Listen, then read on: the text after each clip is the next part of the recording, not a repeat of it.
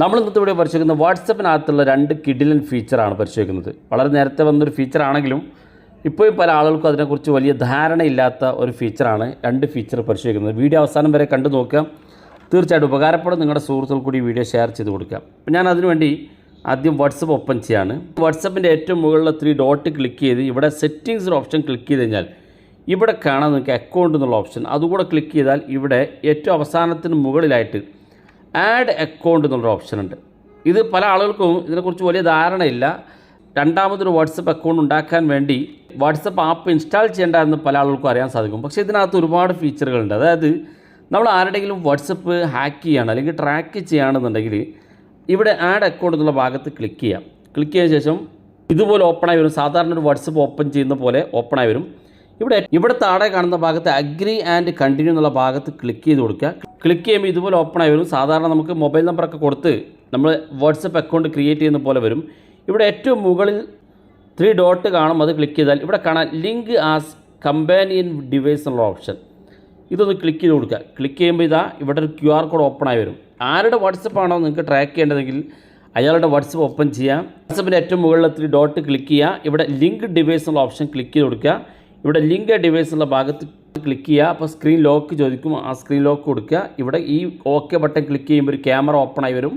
നേരത്തെ പറഞ്ഞ ആ ഒരു QR കോഡിലേക്ക് നമ്മളൊന്ന് സ്കാൻ ചെയ്താൽ മതി, ആ വാട്സപ്പ് ഇവിടെ കാണാൻ സാധിക്കും. അപ്പോൾ സാധാരണ നമ്മൾ വാട്സപ്പ് ഇത്തരത്തിൽ സ്കാൻ ചെയ്യുന്നതിന് വേണ്ടി നമ്മൾ പ്ലേ സ്റ്റോറിൽ നിന്ന് ആപ്പുകൾ ഇൻസ്റ്റാൾ ചെയ്യുന്ന ആളുകളാണ്. പക്ഷേ ഈ ഒരു സൗകര്യം പല ആളുകളും ഉപയോഗിക്കാറില്ല, പലർക്കും അതിനെക്കുറിച്ച് അറിയില്ല.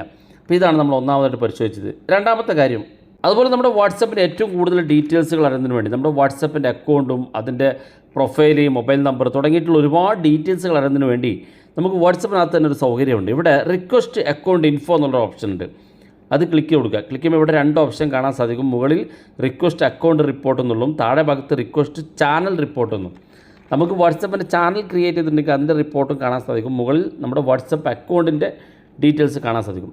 ഇത് നമ്മൾ ഏറ്റവും മുകളിലുള്ള ഈ റിക്വസ്റ്റ് അക്കൗണ്ട് റിപ്പോർട്ട് എന്നുള്ള ഭാഗത്ത് ക്ലിക്ക് ചെയ്താൽ നമുക്കിവിടെ അക്കൗണ്ടിൻ്റെ ഡീറ്റെയിൽസ് ആ റിപ്പോർട്ട് നിങ്ങൾക്ക് ആവശ്യപ്പെടാൻ സാധിക്കും, കാണാൻ സാധിക്കും. ഞാനിപ്പോൾ ക്ലിക്ക് ചെയ്തപ്പം റെഡി ഓഗസ്റ്റ് 7-ാം തീയതിയാണ് ഇത് റെഡി ആകുക എന്ന് കാണിക്കുന്നുണ്ട്.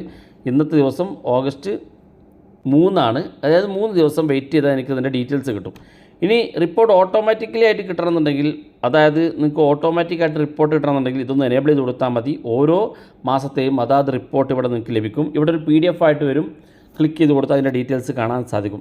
വാട്സപ്പ് ചാനലിൻ്റെ കാര്യത്തിലും ഇങ്ങനെ ഇവിടെ റിപ്പോർട്ട് ചെയ്യാൻ നമുക്ക് സാധിക്കുന്നതാണ്. അതുകൊണ്ട് നമ്മുടെ വാട്സപ്പിനകത്തുള്ള മുഴുവൻ ഡീറ്റെയിൽസ് നിങ്ങൾക്ക് അതിനകത്തിലൂടെ കാണാൻ സാധിക്കും, ഓരോ മാസത്തെയും ഡീറ്റെയിൽസ്. അപ്പം ഈ 2 ഫീച്ചർ നേരത്തെ വന്നതാണെങ്കിലും പലർക്കും അതിനെക്കുറിച്ച് വലിയ ധാരണയില്ല. നമ്മൾ ഇന്നത്തെ വീഡിയോയിൽ ആ 2 അപ്ഡേറ്റാണ് പരിശോധിച്ചത്. വീഡിയോ ഇഷ്ടപ്പെട്ടെങ്കിൽ നിങ്ങളുടെ സുഹൃത്തുക്കൾക്ക് മറക്കാതെ ഷെയർ ചെയ്ത് കൊടുക്കുക. ഇതുപോലുള്ള വ്യത്യസ്ത മാർഗങ്ങളുമായി നമുക്ക് അടുത്ത വീഡിയോയിൽ കാണാം.